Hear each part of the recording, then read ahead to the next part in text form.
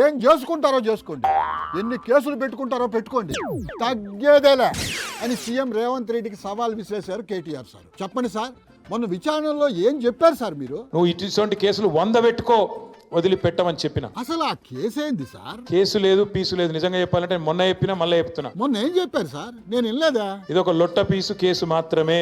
లొట్ట పీసు కేసా? ఈ లొట్ట పీసు కేసు ఏంది సార్? వీడికెళ్ళి పైసా పోయింది, ఆడ పైసా ఉన్నది. వీడికెళ్ళి పైసా ఎందుకు పోయింది, ఎట్టా పోయింది అనే కదా వాళ్ళు అడుగుతున్నారా? ప్రపంచ పటంలో హైదరాబాద్ ను పెట్టాలి, తెలంగాణను పెట్టాలన్నది మా నాయకుడు కేసీఆర్ కమిట్మెంట్. అదేంది అది?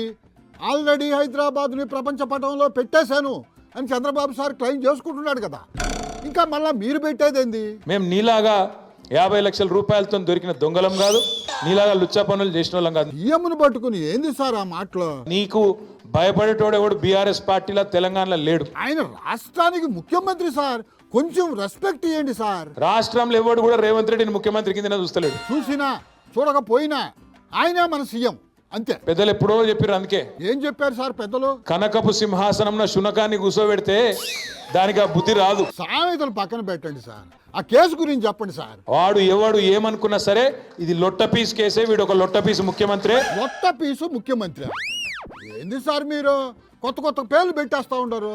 మీ వైపు తప్పు లేకుండా ఉంటే కొట్లాడండి, బరాబర్ కొట్లాడదాం. సరే గాని మళ్ళా విచారణకు రమ్మని ఏమన్నా చెప్పారా? మళ్ళా ఏమన్నా రమ్మనాలంటే మళ్ళా ఏమన్నా క్వశ్చన్లు ఉండాలి, వాళ్ళ దగ్గర ఏం లేవు. అంటే మీరు మళ్ళీ వెళ్ళేది లేదనమాట. రేవంత్ రెడ్డి మళ్ళీ ఏమన్నా క్వశ్చన్ పంపితే రమ్మంటారేమో. పోతా ఏం చెప్తారు సార్?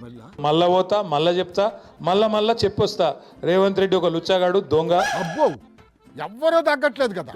సినిమాల్లో కంటే రాజకీయాల్లోనే ఎంటర్టైన్మెంట్ ఎక్కువ ఉంది సార్ జనాలకి.